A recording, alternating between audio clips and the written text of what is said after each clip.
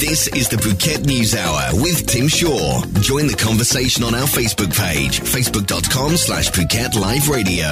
Welcome to the program. The story dominating the news internationally and nationally is the terror attack bombing that took place at the Erawan Shrine. 19 people dead, more than 120 people injured.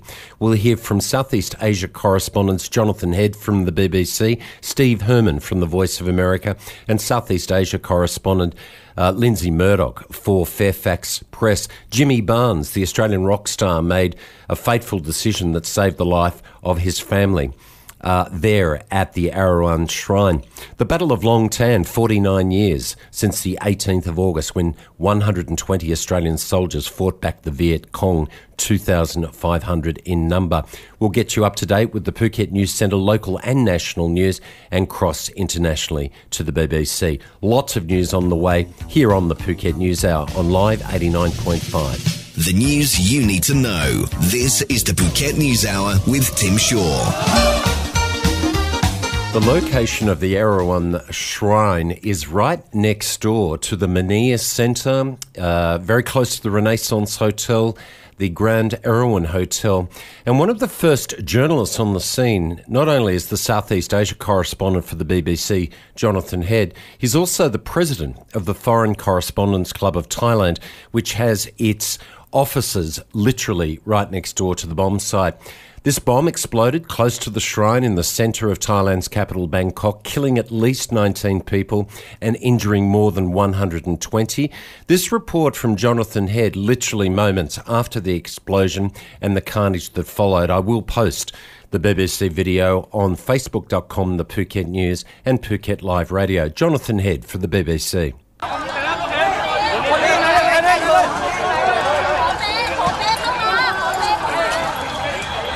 There are scenes of the most appalling carnage here, right in the centre of Bangkok's most popular shopping district. This is a temple next to a five-star hotel, very, very popular with tourists coming to wish for good fortune. We heard the most enormous bang here a few minutes ago. Saw these motorbikes over there. They were ablaze. They've just put the fire out. There are bodies all over the place. People with terrible injuries. It was a very powerful blast. At the moment, we don't know what caused it, whether it was a bomb or something else, but we haven't seen these kinds of scenes before in this part of Bangkok. Very, very shocking, terrible injuries, just the most appalling destruction, and really quite unexpected. Jonathan Head from the BBC, Southeast Asia correspondent, the president of the Foreign Press Association, the Foreign Correspondents Club of Bangkok. The blast, as we understand, has killed 19 people, and as we also report, a number of foreigners are also killed, including at least 2 Chinese tourists and a Filipino tourist. We will keep bringing you the early stories and all of the updates as they happen from the Phuket News Centre and certainly on the hour with the BBC World News. This is the Phuket News Hour, recounting the tragedy that took place at 6:55 p.m.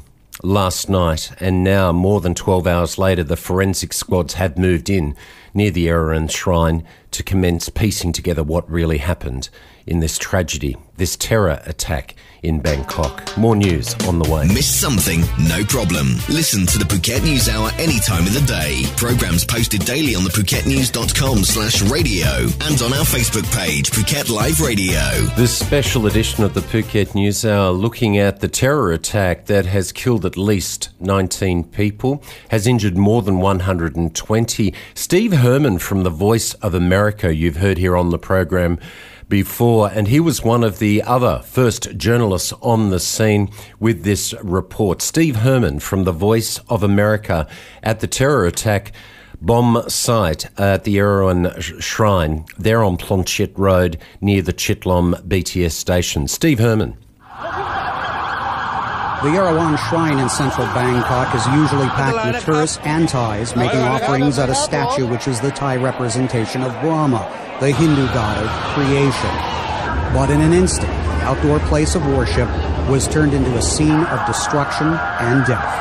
Those who are injured have been transported by ambulance from the scene, and the big concern right now is the possibility of another bomb going off.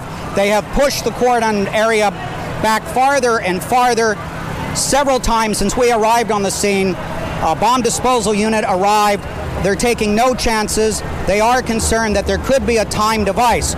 We saw in the road an electronic circuit indicating that this was some sort of semi-sophisticated explosive device. How many people are dead? Officials on the scene expressed no doubt that this was an act intended to kill people and deliver a blow to Thailand's tourism industry, which accounts for about 1/10 of the kingdom's economy. Most of the casualties appear to be tourists from other Asian countries. Thailand has become increasingly reliant on visitors from China since last year's coup, and period of martial law scared away tourists from other countries. Such an act in the heart of the city, adjacent to the shopping malls and top-tier hotels, is certain to put a further chill into an economy already in decline since the military takeover. The Army's ouster of a weak civilian government was meant to bring a return to law and order following a period of sometimes violent protests. Steve Herman, VOA News, Bangkok. A remarkable report from Steve Herman in Bangkok. We'll keep you up to date as the story develops on the hour with the BBC News and certainly from the Phuket News Centre with the local and national headlines. More news on the way, the Phuket News Hour. Your daily news fix, Monday to Friday at 11 a.m. Only on Live 89.5. Breaking news, the Kids Club Phuket are the proud sponsors of the Phuket News Hour. It is the best fun your kid can have. It's an amazing and unique indoor playground for children, covers 800 square metres of area, and it's fully air-conditioned. There is a complete child-friendly complex. There's a parents' lounge with free Wi-Fi. It's open 7 days a week from 10 a.m. to 9 p.m, and that includes public holidays as well. If you want to know more, go to thekidsclubphuket.com, call them on 076 341 310 or go to facebook.com, The Kids Club Phuket. The other great thing, TKC Party Supplies, because you can get all of the things you need for your kid's birthday party. Balloons, streamers, cups, plates, everything you need to make sure your kids' party is sensational. And if you're having a special 30th, 40th, 50th or 60th birthday party, get your own party supplies there as well. The Kids Club Phuket, opposite Jung Salong, open 7 days a week. The proud sponsors of the Phuket News Hour. Live 89.5, your island, your station, live. As the day continues, we hear of extraordinary stories of good luck and good fortune, and a last-minute decision to take an overhead walkway to dinner saved Australian rock star Jimmy Barnes and his family from Monday evening's huge blast in Bangkok. Jimmy Barnes, the lead singer of the band Cold Chisel, his Thai wife Jane and their daughter and son-in-law decided to walk across and over the skywalk instead of walking on ground level. Lindsay Murdoch is the Southeast Asia correspondent for Fairfax newspapers, and he spoke to Australian radio with this remarkable story about Jimmy Barnes and that last-minute decision. Jimmy Barnes was actually staying at the Erawan Hotel, which is right there, next to the shrine. And just by chance, he and his family were changed their plan. They decided to take an overhead walkway instead of walking in front of the shrine at the time of the blast. They did that because there were so many people there, and it was a lot easier to take the overhead walkway, which goes along near an overhead train. So they are really, really lucky that they weren't right smack in the middle of it. That's Lindsay Murdoch, the Southeast Asia correspondent for Fairfax newspapers. Go to sydneymorningherald.com.au. It's smh.com.au. Jimmy Barnes, his Thai wife Jane, their daughter and son-in-law, a night that they were looking forward to. In fact, Jimmy Barnes, according to one of my sources, had just done a story for the Bangkok Post about a very important fundraising dinner for Hands Across the Water to be held in Bangkok in February of 2016. He was here in Bangkok to do that interview with the Bangkok Post. And when that is published in the Bangkok Post, we'll bring that to you here on the Phuket News Hour. More news on the way here on this day of tragedy in Bangkok, where a terror attack has taken the lives of at least 19 people, injured more than 120, predominantly tourists going to the Erawan Shrine there in the upmarket shopping area of Plunchit Road near the five-star hotels. We'll keep you right up to date right through the day, on the hour and on the half hour from the Phuket News Centre and from the BBC. Today's important stories and the island's best music. This is the Phuket News Hour with Tim Shaw. Tuesday, the 18th of August, marks an important anniversary of the Battle of Long Tan in South Vietnam, the 49th anniversary. This year was the 40th anniversary of the end of the war. And whilst the last guns ran out more than 40 years ago, many veterans of the Vietnam War still carry scars inside of them. About 300 people gathered last Sunday at the Vietnam War Memorial in Perth's Kings Park for the commemoration in the lead up to Vietnam Veterans Day, Tuesday, the 18th of August. The Vietnam Veterans Association State President Richard Williams said it was an emotional day, particularly for the ones who lost their mates over there. The after effects of service in Vietnam is still very confronting today, and even for the family members. The Vietnam War was one of the first major battles of Australian troops against the North Vietnamese Army and the local Viet Cong forces. Just 120 Australian troops held off an enemy force of up to 2,500 enemy before reinforcements arrived. Of the dead, 19 were Australians, whilst another 27 were wounded. The service marked the 50th anniversary of the 1st Battalion Royal Australian Regiment, and their dispatch marked the first deployment of Australian combat troops to Vietnam. Mr. Williams said that the association was still working to get government recognition for the effects of toxins and dioxins on veterans and family members who have also suffered illnesses. In total, almost 60,000 Australians served in Vietnam from 1962 to 1973.